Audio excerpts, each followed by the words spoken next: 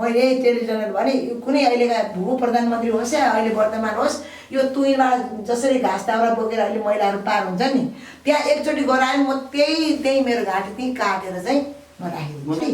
प्रचण्डको नाति, झलनाथको नाति होइन, माधव नेपालको नाति छोराछोरी को छन् होइन, बाबुराम भट्टराईको होइन, अथवा शेरबहादुर देउबाको यिनीहरूले एकचोटि उनीहरूको नातिलाई चाहिँ तुइनबाट पार गराउँदै हेर्नु कतिको यिनीहरू महान मान्छे हुन्।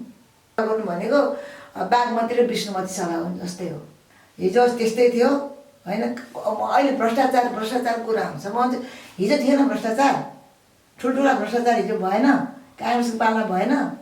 खसीको मासु भात पकाएर मलाई के भनेको थियो भने एउटा म नाम भन्यो कसैले, तपाईँ चाहिँ त्यो कुमाईको गुट छोड्नुहोस्, कुमाई भनेको केपी शर्मा ओली, गुट छोड्नुहोस्, तपाईँलाई जे गर्नुपर्छ हामी गर्छौँ।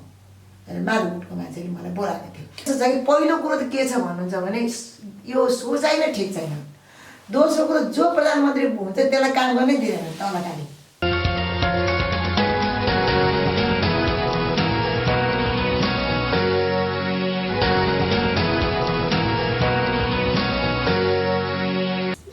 आदरणीय दर्शक महानुभावहरू, यहाँलाई अभिवादन छ। म कार्यक्रम प्रस्तुता रणध्वज रुहार।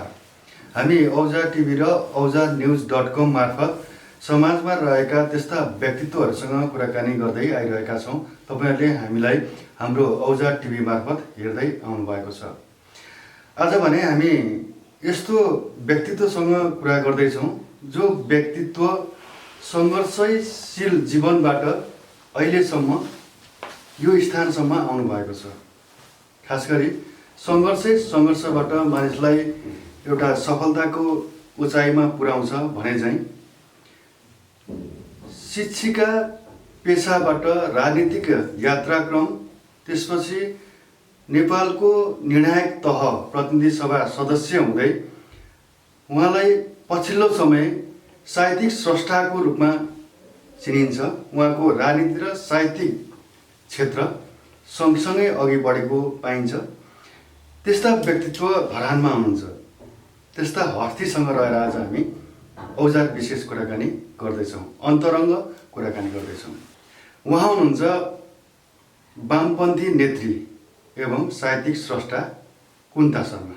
आजको यो औजार अन्तरङ्ग विशेष कुराकानीमा यहाँलाई स्वागत छ। नमस्कार। आराम हुनुहुन्छ? आराम छु एकदम। दिनचर्या कसरी बित्दैछ आजभोलि यहाँको? अब अहिले बाहिर हिँड्न त्यति बन्द भएको छ अहिले कोरोनाको कारणले गर्दा। टाढा टाढा गइएको छैन। अब यता लेख्ने पढ्ने अनि त्यसपछि अब यसो घर व्यवहार पनि अलिकति हेर्ने। 74 वर्षको यो उमेरमा हुनुहुन्छ र पनि उत्तिकै सक्रिय हुनुहुन्छ, उत्तिकै जोस जाँगर छ, उत्तिकै कलम चलाउनुहुन्छ। के छ यसको चाहिँ विशेष यस्तो हुनुको कारण चाहिँ अब यसमा मुख्य कुरा चाहिँ के भने मेरो खाना एकदम सादा खाना छ। जस्तै म माछा मासु खान्न, माछा मासु अन्डा खान्न। त्यसपछि अहिले मैले यतातिर आएर मेरो 14 केजी जस्तो वेट मैले अहिले घटाएको छु 1-1.5 वर्षको बिचमा। त्यो चाहिँ मैले के भने एनिमल प्रडक्ट जस्तो डेरी प्रडक्टहरू, जीव जन्तुबाट आउने कुनै चिज पनि नखाने। भनेपछि खानपानमै रहेछ सबै यो रोग निरोग भन्ने। तपाईँको अहिले चमत्कार भएको छ। 2जना बहिनी कवयत्री बहिनीहरू हुनुहुन्छ, हरिमाया भेटवाल र माया मानवले हुनुहुन्छ उहाँ, र भवानी छेत्री। उहाँहरूको थाइराइटिस, सुगर र कोलेस्ट्रल यो 10 वर्षदेखि उहाँलाई यति सताएको त्यो रोगले 3 महिनामा उहाँको दबाई चट्टै छुट्यो। नर्मल अहिले उहाँको छ सबै। खाना यो चट्टै यो फलफुल खाने अनि काँचो चिज, धेरैभन्दा धेरै काँचो चिज खाने। मान्छे स्वास्थ्यमा खानपिनमा ध्यान दियो। जस्तो हात्ती भन्नु न, हात्तीले मासु खाँदैन नि त होइन, जेब्राले पनि खाँदैन होइन, गाईले पनि खाँदैन। तर तिनीहरू गाईले क्याल्सियम नखाए पनि हामीले क्याल्सियम दिन्छौँ होइन। उसलाई त हामीले के क्याल्सियम, घाँसैबाट खान्छ उसले सबै। त्यस कारण चाहिँ हामीले खाने भनेको सलादहरू, काँचो चिजहरू म्याक्सिमम, हरियो चिजहरू अनि फलफुल। त्यो भयो भने हामीले कुनै रोगै लागेको रहन्छ, तौलले पनि दुःख दिँदो रहन्छ है, एकदम आनन्द फ्रेस। त्यही हो मेरो। अनि एउटा कुरो त्यो हो भने अर्को कुरो चाहिँ यो रिस, डाह, ईर्ष्या होइन, त्यो चाहिँ अब नगर्दा राम्रो हुन्छ। म चाहिँ कसैको गलो चिनाउँदैन। कसैको बारे नराम्रो सोच। तर राजनीतिमा लागेको मान्छेमा त त्यो रिस डाहा ईर्ष्या पनि हुन्छ होइन। तपाईँ त्यही राजनीतिको चाहिँ वामपन्थी नेत्री हुनुहुन्छ। 56 सालमा चाहिँ प्रतिनिधि सभाको सदस्य पनि जित्नु भएको छ, सांसद पनि बन्नुभयो। खास गरी यहाँले रिस डाहा ईर्ष्या चाहिँ छोड्नुपर्छ, स्वास्थ्य हुन्छ भन्नु। तर राजनीतिमा त यो यावत कुरा चाहिन्छ। अनि देश अस्वस्थ छ नि त। यहाँ तपाईँले 56 म त 56 सालदेखि हेरिरहेको छु। त्यहाँभन्दा अगाडि पनि अब हाम्रो मनमोहनजीलाई निकाल्नको लागि स्ट्रेचरमा संसद पुर्याएको थियो। भट्टराईजी रुँदै निस्केका छन् संसदबाट, गिरिजा प्रसाद कोइरालाले रुँदै निकालेको छ। त्यस्तै गिरिजालाई रुवाउनसम्म रुवाएको छ शेरबहादुरले होइन। अब त्यसपछि जो प्रधानमन्त्री हुँदै आयो नि त, उनीहरूलाई चाहिँ त्यो प्रधानमन्त्री नपाउनेहरूले चाहिँ रुवाउनसम्म रुवाएको छन् ईर्ष्याले लोभले। किनभने प्रधानमन्त्री पद यस्तो पद रहेछ जहाँ गएपछि तपाईँको अथाह सम्भावनाहरू छन् सबै कुराको। अब यहाँ धेरै कुरा नगरौँ है, सबै कुराको अथाह सम्भावनाहरू छन्। त्यसपछि पुग्नै पर्ने, त्यहाँ जो पुग्छ त्यसलाई झार्नै पर्ने। अब अहिले ओलीजीलाई झार्नु कति लागेको छ। हामी राजनीति विषयमा प्रवेश गऱ्यौँ। यहाँको साहित्यिक विषयलाई हामी केही समयमा प्रवेश गर्नेछौँ। खास गरी अहिलेको राजनीतिक घटनाक्रमलाई कसरी हेर्नुहुन्छ? एकदम मलाई त एकदम राम्रो लागेको छैन अहिले। किनभने अहिले मात्रै होइन, म 56 सालमा जब संसदमा म पुगेँ त्यहाँदेखि म हेर्दैछु डरलाग्दो गुटबन्दी। अहिले गुट छ भन्छ नि, यो होइन। यो गुटबन्दी भनेको जहिले तहिले छ, जुनसुकै पार्टीमा छ, चाहे मधेसवादी होस्, चाहे काङ्ग्रेस होस्, चाहे एमाले होस्, चाहे माओवादी होस्। यो गुट डरलाग्दो गुटबन्दी छ यो। त यो गुट के को लागि भन्दा सत्तामा पुग्नको लागि। सत्तामा पुग्नु के को लागि भन्दा आफू र आफन्तहरूको लाभको लागि। त्यही भएर तपाईँ पछिल्लो समय चाहिँ राजनीतिमा निष्क्रिय हुनु, वितृष्णा जागो त? एकदम मलाई एकदम वितृष्णा। अब त यो अहिलेको राजनीति सभा गर्नु भनेको बागमती र विष्णुमती सभा हुन् जस्तै हो। त्यहाँ एउटा कोही मान्छे एक लोटा पानी लिएर पस्यो भने त्यसले सभा गर्न सक्दैन। मतलब पार्टीले लगानी गरेको तपाईँको त्याग तपस्या, त्यसपछि त राजनीतिमा तपाईँ अगाडि नबढ्दाखेरि त घाटा पनि भयो। घाटा खोइ तपाईँ जतिको व्यक्तित्व होइन, अहिले चाहिँ कुन्ता शर्मा यो स्थानसम्म आइपुग्नु भएको छ, अहिले यसरी बस्नु भएको छ, राजनीतिमा शून्य जस्तै हुनुभएको छ। एकदम होइन। म त तपाईँको अब अहिले त म हेरेर चकित परिरहेको छु। हुन त अब यो गुटबन्दी भनेको पहिलादेखि नै छ। आफू सत्तामा नपाएपछि भड्कालोमा पार्ने क्या। जस्तो सूर्यबहादुर थापाले उसलाई सत्तामा नपाएपछि राजतन्त्रलाई भड्कालोमा हालेको नि त, त्यहाँका सारा लुपहोलहरू खोलेर होइन। अब अहिले हेर्नुहोस् यहाँ कस्तो भइरहेछ भने अहिले त्यस्तै भइरहेछ। हिजो त्यस्तै थियो होइन। अहिले भ्रष्टाचारको कुरा आउँछ। म चाहिँ हिजो थिएन भ्रष्टाचार, ठुल्ठुला भ्रष्टाचार हिजो भएन, काङ्ग्रेसको पालमा भएन। अनि के अरे अरू अहिले हुने प्रधानमन्त्रीहरू जो हुनुहुन्छ उहाँहरूको पाला भएन, गुटबन्दी भएन। लुटको को आएर अगाडि बढ्न सकोस् त? हामी त गुटको शिकार भएको मान्छे हो, डरलाग्दो गरी गुटको शिकार भएको भनेपछि अब यो गुटबन्दी यहाँको उसमा पनि थियो त्यो बेला पनि। किन नहुनु? 56 सालमा त भन्नु मेरो एउटा पासपोर्ट बनेन गुटबन्दी। किनभने मलाई ओली गुट भनिन्थ्यो होइन। अब उता माधव गुटको चकचकी त्यतिखेर होइन। त्यतिखेर मेरो चाहिँ एउटा पासपोर्ट पनि बनेन भने, एउटा विदेश जाने एउटा कुटनैतिक पासपोर्ट हुन्छ नि, त्यो पनि मेरो 8 वर्षमा बनेन। गुटकै कारण? गुटकै कारण। तपाईँलाई गुटकै कारणले राजनीतिमा मलाई एकदम त्यो किनारा लागेको हो, गुटकै कारणले। मलाई कुनै नेताले बोलाएको थिएँ मासु भात खसीको, त्यतिखेर मासु खान्थेँ। खसीको मासु भात पकाएर मलाई के भनेको थियो भने, एउटा म नाम भन्यो कसैले, तपाईँ चाहिँ त्यो कुमाईको गुट छोड्नुहोस्। कुमाई भनेको केपी शर्मा ओली, गुट छोड्नुहोस्, तपाईँलाई जे गर्नुपर्छ हामी गर्छौँ। माधव गुटको मान्छेले मलाई बोलाएको थियो। अब अहिले त प्रधानमन्त्री केपी शर्मा ओली स्वयं, तपाईँले गुटको कुरा गर्नुभयो, स्वयं प्रधानमन्त्री केपी शर्मा ओली प्रधानमन्त्री पनि हुनुहुन्छ होइन। बहुमत के अरे 2/3 सरकार पनि छ। अनि के छ अहिले प्रधानमन्त्रीले तपाईँसँग सम्पर्क गरी समन्वय? छैन। उहाँहरू दिग्भ्रमित भइसक्नुभयो क्या अहिले। उहाँहरूको जुन त्यो आइडियोलोजी छ नि, त्यो आइडियोलोजी नै अब छ जस्तो मलाई लाग्दैन कसैसँग पनि। प्रधानमन्त्रीलाई गाली गर्नेसँग पनि, अब हामीलाई उपेक्षा गरियो भन्ने भुपुहरूसँग पनि, कसैसँग यो आइडियोलोजी, यो राष्ट्र बनाउनुपर्छ, यो जनतालाई चाहिँ हामीले राहत दिनुपर्छ, जनतालाई चाहिँ सुख दिनुपर्छ। ल त एउटा प्रधानमन्त्री उसको श्रीमतीलाई त्यो तुइनबाट एकचोटि पार गराओस् त, म त्यही घाँटी काट्छु गएर।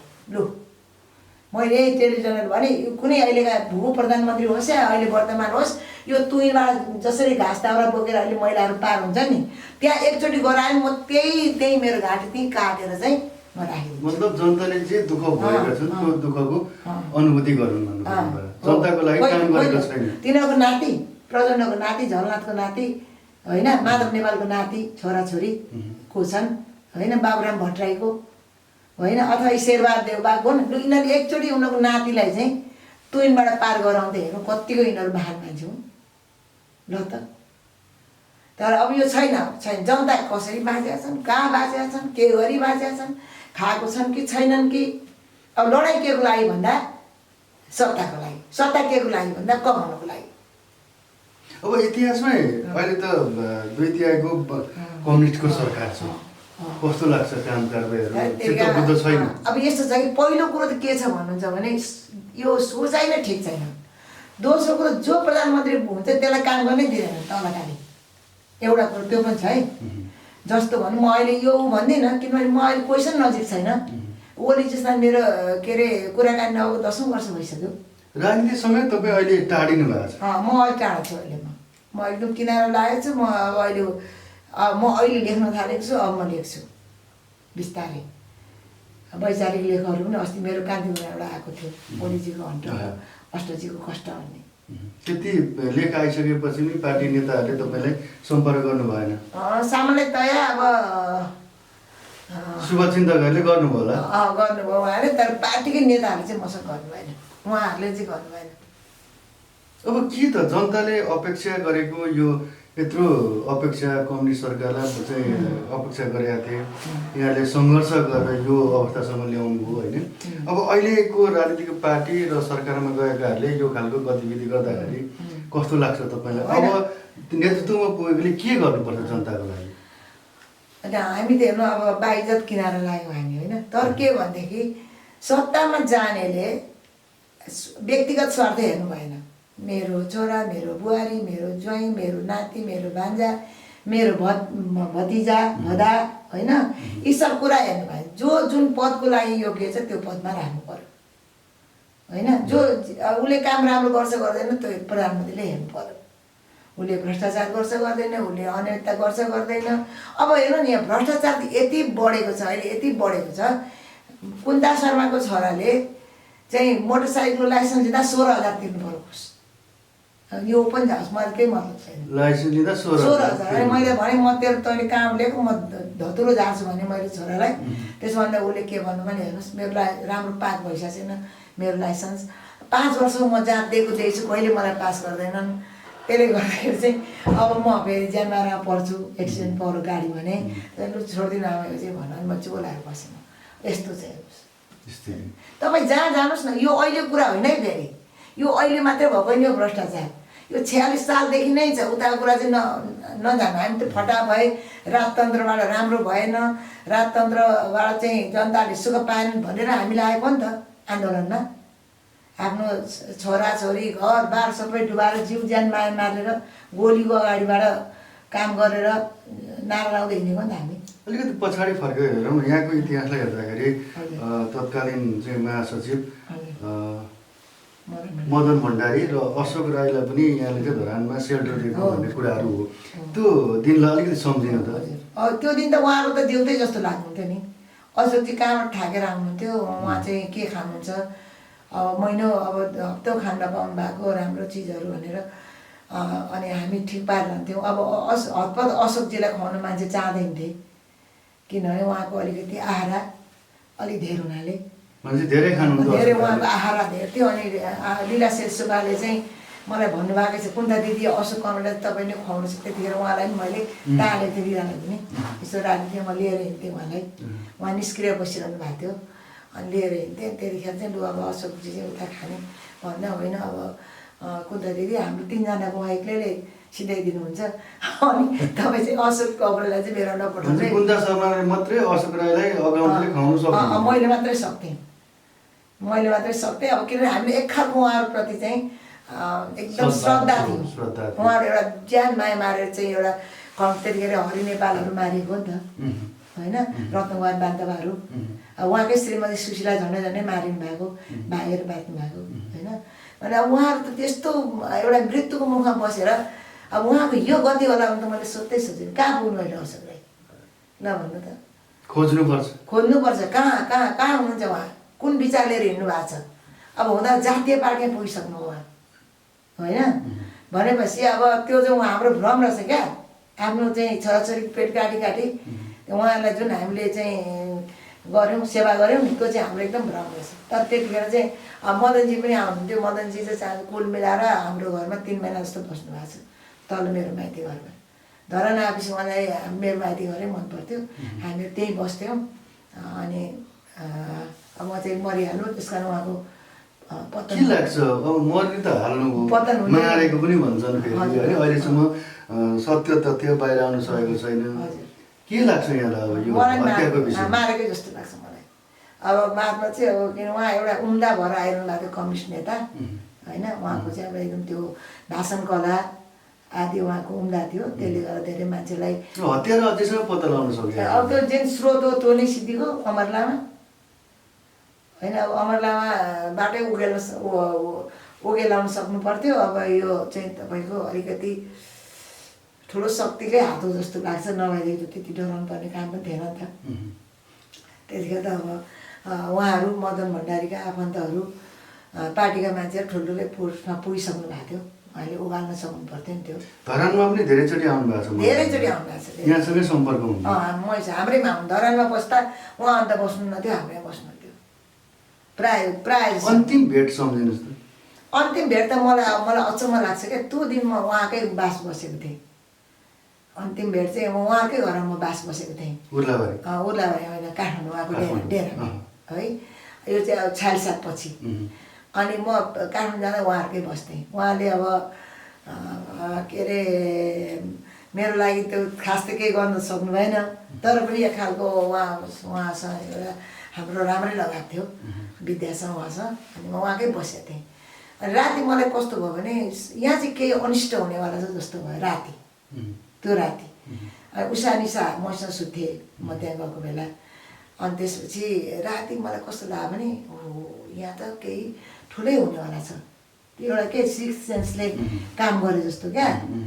अब म राति के गर्दा होला 2 बजेसम्म उठेर होइन भने बाउलाई भन्दा फेरि है। अन्त यहाँदेखि एकछिन बस्नु हुँदैन जस्तो भयो मलाई, कुनै यहाँ नराम्रै हुनेवाला छ उहाँसँग मदन भण्डारीसँग, त्यस्तो भयो मलाई। अनि त्यसपछि त्यो उहाँ आउनुभन्दा अगाडि मैले विद्यालय सोधेँ। 11 साढे 11 बजी आउनु भएको थिएन।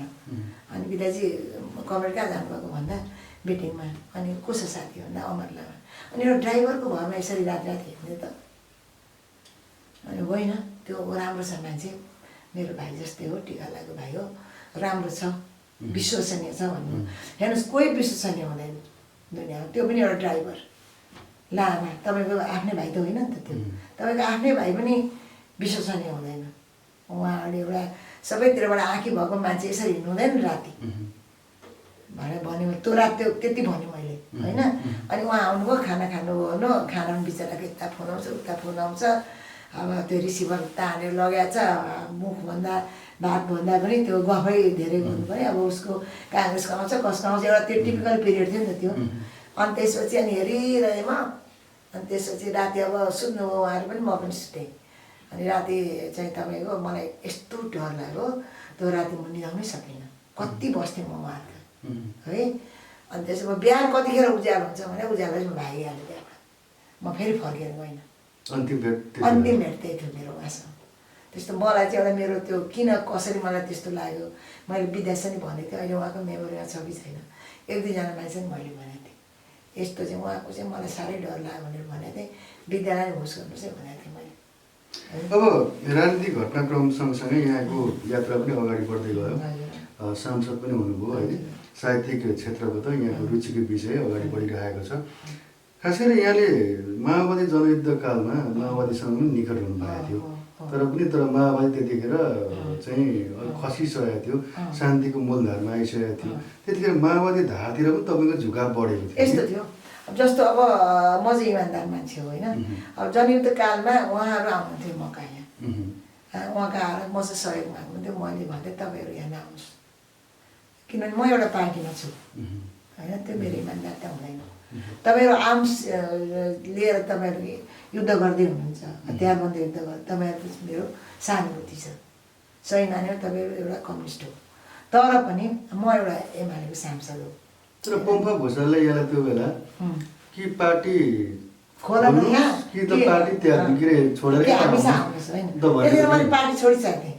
त्यतिखेर मलाई चाहिँ व्यक्तिगत कुरालाई लिएर मलाई नचाहिने कुरामा दुःख दिए धेरै है, त्यस कारण मैले पार्टीकै मान्छेले यतापट्टिका एक खाले, त्यसमाथि अनि ती एउटी छ नि हाम्रो, म भनिदिन्छु एक्सपोज नै गरिदिन्छु, त्यो हर्कमान सभ्य गर्ने यशोदा अधिकारी भन्ने छन्, तिनले चाहिँ अब हाम्रो व्यक्तिगत लेनदेन देवमाया थापासँग मैले डेढा पैसा दिएर लिएको जमिन होइन, तर मैले के भनेको थिएँ, 1 वर्ष तपाईँहरू चाहिँ फिर्ता गर्नुहुन्छ नि गर्नु जग्गा, मेरो नाम राईमा पास गरेको, 1 वर्ष तपाईँ फिर्ता गर्नु।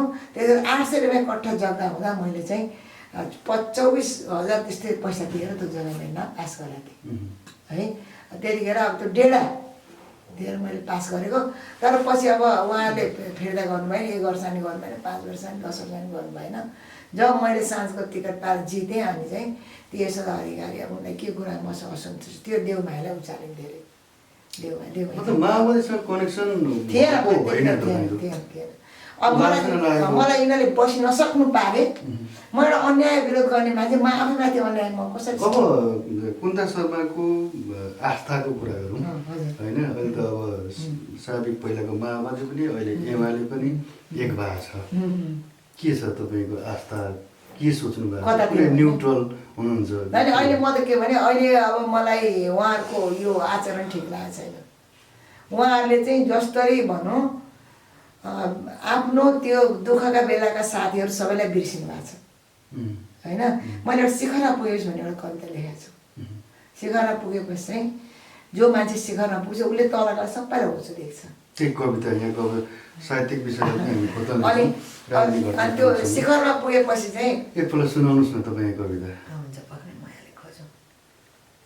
शिखरमा पुगेपछि फेदीलाई बिर्सन्छ मान्छे, फेदी भनेको तल भयो, शिखर भनेको माथि हो होइन। जस्तो अहिले मलाई हाम्रो नेताजीहरूले फेदीलाई बिर्से जस्तो लाग्छ, फेदीलाई बिर्सिनु हुँदैन होइन। त्यो उहाँहरू फेदीलाई बिर्सिनु हुँदैन, चाहे माओवादीहरू हुनुहोस्, उहाँहरूका शहीद परिवार कहाँ छन्, बेभत्ता परिवार कहाँ छन्, उनीहरू के गर्दैछन्, उनीहरूको जीवन कसरी चल्दैछ। यस्तै एमालेकै भनौँ, हिजो उहाँलाई चाहिँ 30 सालदेखि यता सहयोग गर्ने मान्छेहरू कहाँ छन्, के छन्, उहाँहरूलाई खोजिछ कि छैन होइन। त्यो मैले चाहिँ भनेको अब फेदीलाई बिर्सन्छ मान्छे। शिखरमा रहँदा शिखरको उचाइलाई सम्झन्छ मानिस आफ्नै उचाइ, शिखरमा रहँदा शिखरको उचाइलाई सम्झन्छ मानिस आफ्नै उचाइ, आफ्नो तुलनामा अरू सबै बाउन्ने र अर्थहीन लाग्छन् उसलाई, अरू सबै अस्तित्वहीन र नगण्य लाग्न सक्छन् उसलाई, अनि ऊ बिर्सिन पुग्छ फेदीलाई। शिखरमा हुँदा वरपर भक्तजनहरूको भिड देखेर गौरवान्वित हुन सक्छ अभिमानले, बिर्सिएर शिखरकै कारण अग्लो हुनुको वास्तविकता, अनि बिर्सिएर आगत र विगतलाई, अनुशासनहीनहरूको भिडभन्दा बिर्सिएर एउटा असल साथी महत्त्वपूर्ण हुने कुरालाई वास्तवमा शिखरले बिर्साइदिन्छ मानिसलाई, वास्तवमा शिखरले बिर्साइदिन्छ मानिसलाई वास्तविक उचाइ, अनि ऊ बिर्सिन पुग्छ शिखर सधैँ एउटैको नहुने कुरालाई, फेरि पनि फेदीमा फर्कनुपर्ने कुरालाई। अनि ऊ बिर्सिन पुग्छ शिखर सधैँ एउटैको नहुने कुरालाई, फेरि पनि फेदीमा फर्कनुपर्ने कुरालाई। शिखरमा पुगेपछि मानिसले भुसुक्क बिर्सिन्छ, शिखरमा पुगेपछि मानिसले भुसुक्क बिर्सिन्छ उसले तय गरेका कठिन यात्रा, उसले खेपेका आँधी बेहेरीहरू, उसले स्पर्श गरेका मृत्युका चिसा हत्केलाहरू, हाते मालो गर्दै हिँडेका सहृदय साथीहरू अनि आत्मीयजनहरूलाई। शिखरमा पुगेपछि आफ्नो तुलनामा अरू सबै निकम्मा लाग्छन् उसलाई, अरू सबै निकृष्ट अर्थहीन लाग्छन् उसलाई।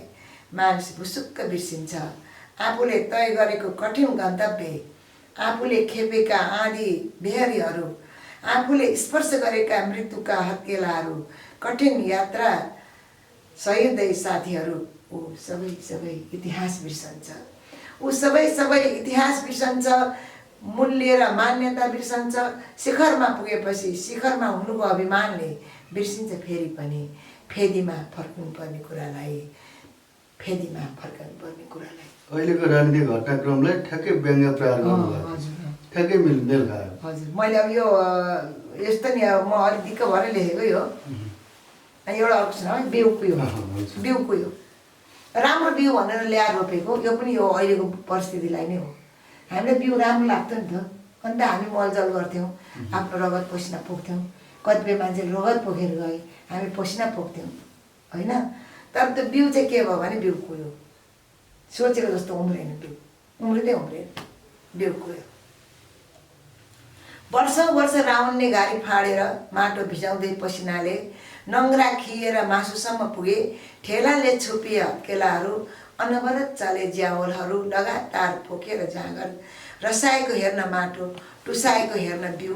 आतुर रहे आँखाहरू, उत्सुक बने आकाङ्क्षाहरू, तर पन्छाएर सबै आश्वस्तताहरू, भत्काएर सबै विश्वासहरू। चरी बोल्यो बारी कतैबाट, बिउ कुयो, बिउ कुयो। चरा बोल्छ नि बिउ कुयो भने। साँच्चै नै टुसाएन बिउ, महिना टुसाएन, वर्ष टुसाएन, ढुङ्गो नटुसाए जस्तो टुसाएन, उन्यु नफुल्नु जस्तो टुसाएन। छरिरहे आकाङ्क्षा र सपनाहरू, पोखिरहे उत्सुकता र अभिलाषाहरू। वर्ष अविरल अन्तहीन असङ्ख्य थापेर थाप्लामा मुसलधारे वर्षाहरू, भोगेर असिनाका चुटाइहरू र हिमपातका कक्राइहरू, तर टुसाउने नामै लिएन बिउले। मात्र चरी बोलिरह्यो लगातार, बिउ कुयो, बिउ कुयो। के भयो? माटो त उर्वरै थियो। के भयो? माटो त उर्वरै थियो, पसिनाले छपक्क भिजेकै थियो। केले साथ दिएन? मौसमले ठगेको पनि होइन। लह लह भए आलीहरूमा बालीहरू, आली शरद बाली हुनै पर्ने हो। केले ठग्यो? के भयो? कुन दुष्टले कपटको जाल बुन्यो? मैले गुलाब रोपेँ, सिस्नो जागियो। मैले चमेली रोपेँ, काउसो फस्टायो। उदेक भयो, आश्चर्य भयो। समय त्यसै खेर गयो। किन पुष्पित भएन मेरो प्राङ्गण? किन पल्लवित भएन मेरो परिवेश? अवरोधकहरू खोजिरहेछु, असहजताहरू निहालिरहेछु। हिजो आज म पनि तर्जुमा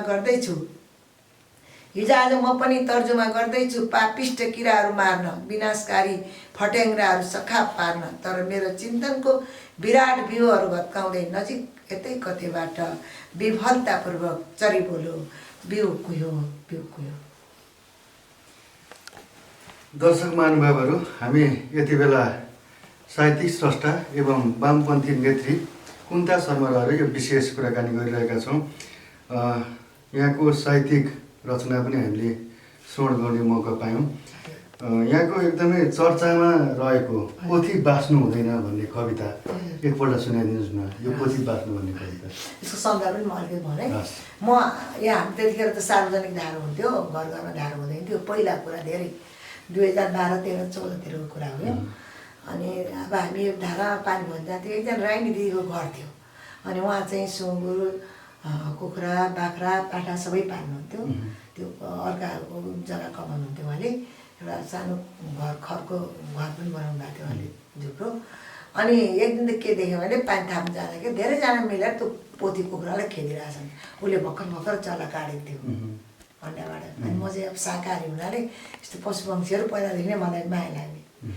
अनि त्यसपछि अब यस्तो हेर्छु एकदम खेदिरहेछन्। किन खेदिरहेछन् मैले पहिला त कुरा बुझिनँ। अब 1-1 बिघाको लामो बारी हुन्थ्यो यहाँ त होइन। अनि किन खेदेको भन्दाखेरि यसले बास्यो, अब के यसलाई मार्ने भने मार्नुपर्छ, धुरी कटाउनुपर्छ। अनि त्यसपछि अनि त्यो कुखुरा भागेर पर जान्छ, खेद्दै जान्छ लाठेहरू। त्यो दिदीको चाहिँ खुट्टा लङ्गड्थ्यो, पनि लङ्गडा खेले जस्तो गर्छ। हात एकछिन मैले पनि के हुन आँट्यो भनेर पोथी बाँच्छ बिहान है।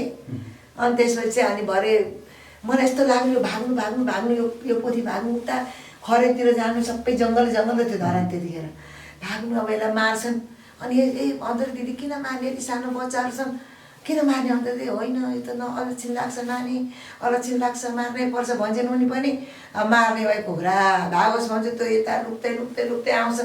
त्यतिखेर मलाई थाहा भएन आफ्नो गुणको माया बचेराहरूको माया होइन। म त सानी केटी अरू केटी नै सुखमा हुर्केको। अन्त चाहिँ भरे हेर्नु अन्तमा अन्त त्यो गत्ता त्यसलाई पक्रे अनि ल्याएर ठ्याक्कै त्यसो अडिङ मरक्क पारे बिचरा। अब अर्काको डह्रो हातमा छ हेरिरहेछ तल चल्लाएर चिजहरू मेचे गर्छन् हगि। अब के विवश छ ऊ केही गर्नु सक्दैन। अनि यसो गरेर घाँटी उठेर मारेर चाहिँ धुरी लगाएँ। अनि त्यसलाई काटकुट भाटभुट पारेँ। अनि त्यो लोकल रक्सीसँग मिसेर खाएँ। अब उनीहरू आश्वस्त भए अब केही हुँदैन। अनि ती चल्ला बच्चाहरू आधा मरे आधा चाहिँ झुसिला भएर हुर्के। अनि त्यतिखेर भयो नि पछि म जब आन्दोलनमा लागेँ अनि जब मैले चाहिँ अब अप्ठ्याराहरू सहन थालेँ मैले मलाई पनि गाह्रो पर्न थाल्यो। मेरो पनि घाँटी निमुठेको मलाई महसुस हुन थाल्यो। है सास फेर्नु नसक्ने जस्तो स्थिति भयो मेरो। अनि म त्यो कुखुरालाई सम्झेँ है ठ्याक्कै कुखुरा र तपाईँको जीवन उस्तै भयो। मेरो पनि चल्ला 3-3टा बच्चा छन्। त्यसलाई छोडेर म के गर्नु है भाग्न सकिनँ म पनि। अनि त्यो चाहिँ मैले कविता लेखेको पोथी बाँच्नु हुँदैन। सधैँ सधैँ घरका धुरीहरूमा आँगनहरूमा सधैँ सधैँ घरका धुरीहरूमा आँगनहरूमा बारदलीहरूमा बारका घोचाहरूमा घाँटी तन्काउँदै सिउर हल्लाउँदै बाँच्ने काम भालेको हो आवाज उकास्ने काम भालेको हो। पोथीले मात्र कुरकुराउनुपर्छ। पोथीले मात्र कुरकुराउनुपर्छ। आक्रोशका घुड्काहरू चुपचाप निल्नुपर्छ। अन्डा पार्नुपर्छ। ओथारा बस्नुपर्छ। चल्ला काट्नु अनि तन्मयतापूर्वक बच्चा हुर्काउनुपर्छ। उन्मुक्त हाँसो हाँस्नु हुँदैन। पोथी बाँच्नु हुँदैन। तौली तौली बोल्नुपर्छ। तौली तौली बोल्नुपर्छ। शब्दमा आदरभाव घोल्नुपर्छ। पाउमा निहुरिनुपर्छ। दास्ताको फुल सिउरिनुपर्छ। अधिकार माग्नु हुँदैन। लक्ष्मण रेखा नाग्नु हुँदैन। उन्मुक्त हाँसो हाँस्नु हुँदैन। पोथी बाँच्नु हुँदैन। टेक गर्नु हुँदैन। टेक गर्नु हुँदैन। थुन्से गर्नु हुँदैन। मालिक रट्नुपर्छ। यन्त्र जस्तो भएर खट्नुपर्छ। नयाँ परिवेशमा टेक्नु हुँदैन। नयाँ कुरा सोच्नु हुँदैन। उन्मुक्त हाँसो हाँस्नु हुँदैन। पोथी बाँच्नु हुँदैन। आँसु हतियार हो। आँसु हतियार हो। मुस्कान हतियार हो। ठाउँ अनुसार समय अनुसार प्रयोग गर्नुपर्छ। स्थिति अनुसार परिस्थिति अनुसार उपयोग गर्नुपर्छ। नयाँ बाटो रोज्नु हुँदैन। पुरातनलाई छोड्नु हुँदैन। उन्मुक्त हाँसो हाँस्नु हुँदैन। पोथी बाँच्नु हुँदैन। बाँचे के हुन्छ साह्रै अनिष्ट हुन्छ। नीति नियम रुष्ट हुन्छ। ठुलो अवरोध सहनुपर्छ। आँसुको नदीमा बहनुपर्छ। ओथाराको अन्डा त्यसै कुहिन सक्छ। चल्लाको कलिलो जीवन नफुल्दै झर्न सक्छ। प्रहार हुन सक्छ। संहार हुन सक्छ। त्यसैले चेतनाको डाक बोल्नु हुँदैन। अन्धकारको पर्दा खोल्नु हुँदैन। उन्मुक्त हाँसो हाँस्नु हुँदैन। पोथी बाँच्नु हुँदैन। अवरुद्ध चेतना कहिलेकाहीँ प्रवाहित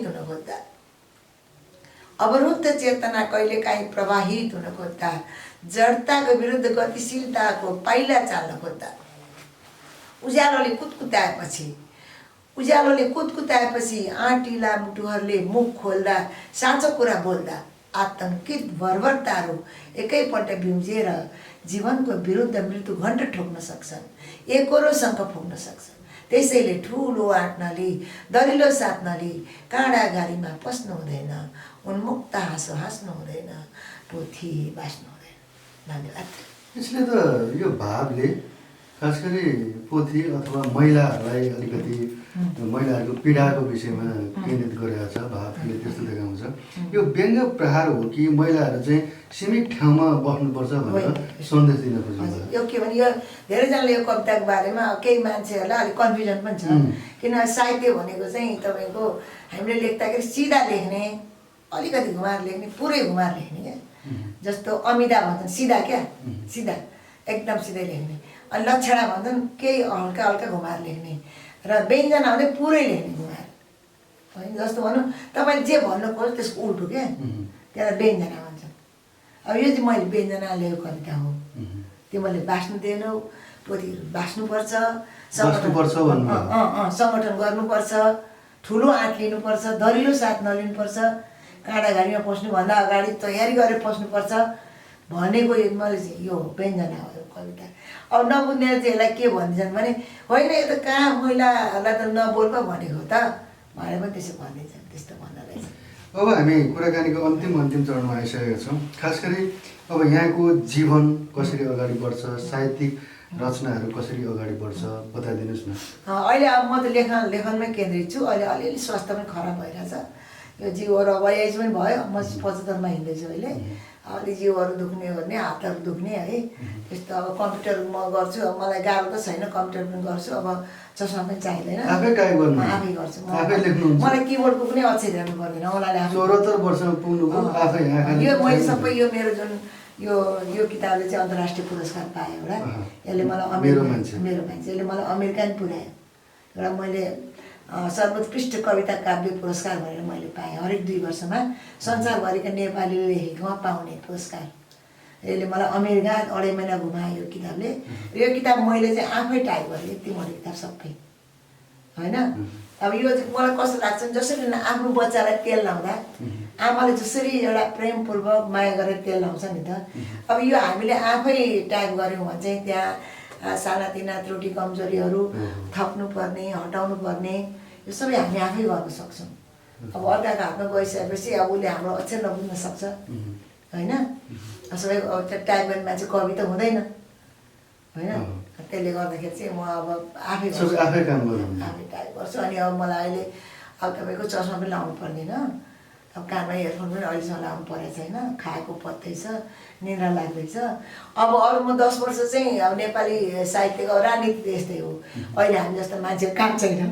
अहिले चाहिँ तपाईँको अब जो एकदम अब भनौँ न के भन्नु जो अलिकति धेरै अब बुद्धि भएका छन्, एकदम ब्रिफ केसवालाहरू छन्, पैसावाला छन्, जो चाहिँ अब चमक धमक होइन, अब पुतलीहरू जस्ता छन्। अब यो पछिल्लो समय राजनीतिमा कुन्ता शर्मालाई देख्न सकिँदैन, साहित्यिक क्षेत्रमा मात्रै हो। अब लगभग त्यस्तै छ।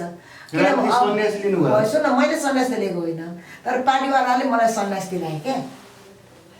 मैले त लिएकै होइन सन्यास, म कहाँ सन्यास लिने मान्छे हो र। म त 10 वर्षसम्म अझै म मजाले अब हिँड्न सक्छु। मैले लौरो टेकेको छैन अहिलेसम्म होइन। आँखा देख्दैछु, कान सुन्दैछु, दाँतीसम्म मेरो आफ्नै हुन् होइन। भनेपछि अब मान्छे उमेरले बुढो हुँदैन नि त, उसको स्वास्थ्यले बुढो हुने हो नि त। रोगी मान्छे 50 वर्ष बुढो हुन्छ। म त पोहोरसम्म चिसो पानी नुहाउँदैन। अब गिजर हाल्दैदेखि मैले म तात्काल नुहाउनु थालेँ होइन। मलाई केही खोकी लाग्दैन, खाक्क हुँदैन, धुम्रपान खान्न म होइन। त्यसले गर्दाखेरि तपाईँको मेरो स्वास्थ्य त अब अझै 10 वर्ष त म उफ्री काम गर्न सक्छु अब आवश्यकता पर्दा। तर मलाई काम दियो भने माग्न जान्न होइन। त्यसले गर्दाखेरि चाहिँ अब त्यो सन्यास के भनौँ, विचार त जाने हो। म मेरो कलमबाट विचार गइहाल्छ नि त। राजनीति भने यो विचारको सम्प्रेषण त हो नि। साहित्यिक क्षेत्रमा म लेख्दैछु अहिले। मेरो अब एउटा चान्चुन यत्रै कविता सङ्ग्रह हुन्छ, म अहिले तयारीमा छु। मेरो एउटा जीवनी पनि तयारीमा छु। म एउटा मेरो लामो कविता छ चान्चुन तपाईँको 280 पेजको एउटै कविता हो। त्यसलाई म अब बनाउँदैछु अलिअलि। अनि त्यस्तै अब कथा सङ्ग्रह मेरा 2टा हुन्छन्, निबन्ध सङ्ग्रह एउटा हुन्छ। मलाई 5 वर्ष यही काम पुग्छ होइन। मलाई प्रशस्त अब कन्सन्ट्रेट भएर अहिले व्यवहार पनि हेर्नुपर्छ। तपाईँहरू आउनुभन्दा अगाडि मैले लुगा फेरि गरी अब आज नआउनु रहेछ भनेर आउनु पनि फोन गर्नुहुन्छ, म कुदेर आउँछु, स्कुटी सकेछ हिँड्न हालेको थिएँ। मलाई अब व्यवहारको पनि काम छ आफ्नो, केही न केही हेर्नै पऱ्यो, छोराहरूलाई सिकाउनु पऱ्यो। यहाँले ओजा टिभीको यो विशेष कुराकानीमा समय दिनुभयो, आफ्ना जीवन भोगाइहरू, राजनीतिक उतार चढावहरू, साहित्यिक क्षेत्रको यहाँको योगदानको विषयमा जानकारी दिनुभयो। यहाँलाई विशेष एकदम धेरै धन्यवाद। मैले यसलाई एकदम सरल तरिकाले लिएको छु। जो जीवन हो त्यसलाई चाहिँ तपाईँ जहाँ हुनुहुन्छ तपाईँ आनन्दले बस्नुहोस्, तपाईँ क्रिएटिभ काम गर्नुहोस्। जहाँ हुनुहुन्छ यही ठाउँ चाहिन्छ भन्ने छैन, जहाँबाट पनि काम गर्न सकिन्छ। केही नभए पनि एउटा तपाईँ आँगन कुचलाउनु भयो भने त्यो पनि कामै हो। सकारात्मक सोच चाहिँ एकदम त्यो हुनु पऱ्यो। एकदम यो पाइन त्यो पाइन, यो भएन, यो जीवन दे यता ठगौ उता ठग, प्रशस्त ठगाएछ नि मलाई पनि जीवनले। तर म त्यो सोच्दिनँ, के उपलब्धि मैले पाएको छु त्यो चाहिँ सोध्छु कि। त्यसले गर्दाखेरि चाहिँ एकदम तपाईँलाई धेरै धेरै धन्यवाद। मलाई चाहिँ श्रोतासँग लानु। यहाँको जीवन सुस्वास्थ्य दीर्घायु रहोस्, कामना छ। हस्, धन्यवाद। हस्। दर्शक महानुभावहरू, अब हामी औजार टिभीको विशेष कुराकानीबाट बिदा माग्ने बेला भइसकेको छ। आज हामीले देशकै एकजना हस्ती वामपन्थी नेत्री एवं साहित्यिक स्रष्टा कुन्ता शर्मा रहेर यो औजार विशेष अन्तरङ्ग गऱ्यौँ। अब भने क्यामेराम्यान केदार बस्नेतसहित म कार्यक्रम प्रस्तुता रणध्वज लोहार पनि बिदा माग्छु। नमस्कार।